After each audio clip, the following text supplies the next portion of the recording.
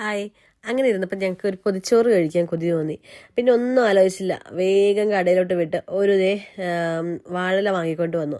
അത് നല്ല തീയിലിട്ട് ഒന്ന് വാട്ടിയെടുത്തു. എന്നിട്ട് അതിനകത്തോട്ട് നല്ല ചൂടുള്ള കുത്തിരി ചോറിട്ടു.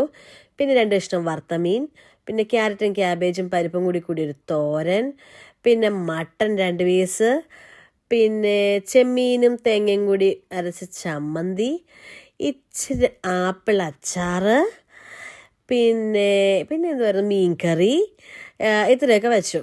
എന്നിട്ട് അതിൻ്റെ മുകളിലോട്ട് ഒരു ഓംലെറ്റും കൂടി വെച്ചു. നല്ല ചൂടുള്ള ഓംലെറ്റ് ആയിരുന്നേ. അതും കൂടി വെച്ചിട്ട് ഇതങ്ങ് പൊതിഞ്ഞു.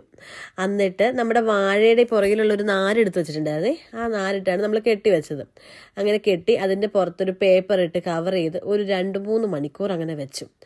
അത് കഴിഞ്ഞിട്ട് എൻ്റെ പൊന്നെ, ഇത് തുറന്നു കഴിഞ്ഞപ്പോൾ ഉള്ളൊരു സ്മെല്ലുണ്ടല്ലോ, ഒന്നും പറയാനില്ല. പണ്ട് സ്കൂളിൽ ഉച്ചയ്ക്കൊക്കെ ചോറുണ്ണാൻ വിട്ട് കഴിയുമ്പോൾ